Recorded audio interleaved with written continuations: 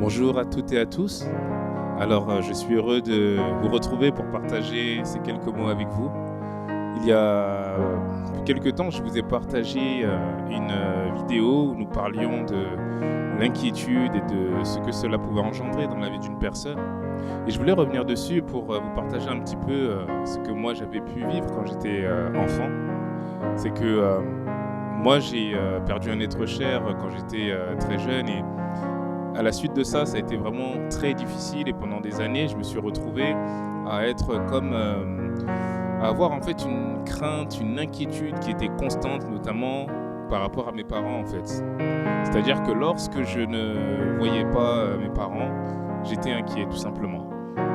Je m'imaginais un certain nombre de choses, des accidents, des incidents, me disant que je les reverrais plus, que ce serait pas possible, que je serais vraiment encore frappé et encore et encore. Et c'était vraiment une prison et vraiment une difficulté à vivre qui m'a beaucoup handicapé pendant plusieurs années.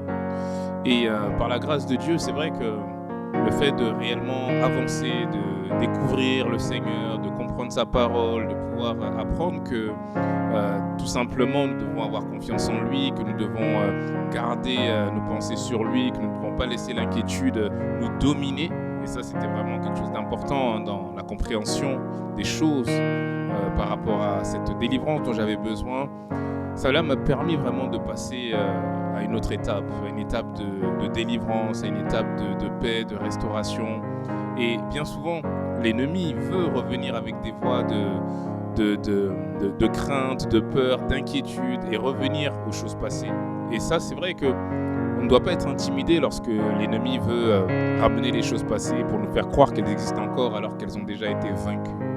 Et moi, je me rappelle une fois, je devais apporter un message, apporter une parole de l'Évangile. Et ce jour-là, c'est un peu pour moi le jour où le Seigneur m'a montré qu'il m'avait véritablement guéri, qu'il m'avait transformé. Ce jour-là, ma mère avait eu un souci, elle était malade et les pompiers étaient venus la chercher. Et donc moi, j'étais à quelques minutes en fait de devoir monter pour parler de la part du Seigneur, pour partager l'Évangile. Et tout de suite, en fait, en quelques minutes, je me suis retrouvé avec toutes ces voix, toutes ces pensées, se dire, voilà, tu vas monter sur la chaire et puis tu vas revenir, t'as plus de maman, quoi. En fait, c'était un peu ça. Hein. Et c'était vraiment très difficile et je suis rentré en moi-même et j'étais convaincu par le Seigneur, j'étais convaincu au-dedans de moi que je ne craignais rien, en fait, que tout simplement, ma mère était entre les mains du Seigneur et que la peur, la crainte, l'inquiétude, j'avais refusé d'en faire un maître auquel je devais obéir, tout simplement. Et en fait, j'ai simplement, par la grâce de Dieu, prié. J'ai été donné le message que j'avais à donner. J'ai partagé l'évangile avec les jeunes de mon église et tout s'est bien passé. Et ensuite, c'est vrai que on a terminé, j'ai appris que ma mère, tout s'était bien passé, qu'il n'y avait vraiment rien de grave et que tout allait bien.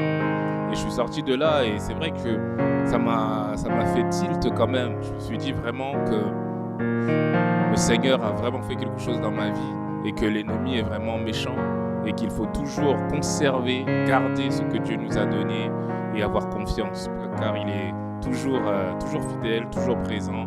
Et il délivre même de l'inquiétude, de la peur et de tout ce qui peut nous tenir. Voilà, c'était une parole d'encouragement. Et pour vous, dans votre vie, s'il y a des choses similaires, n'hésitez pas à vous rapprocher du Seigneur, à mettre votre confiance en lui toujours, afin d'être totalement délivré et de pouvoir vivre dans la paix et dans la joie. Que Dieu vous bénisse et à bientôt.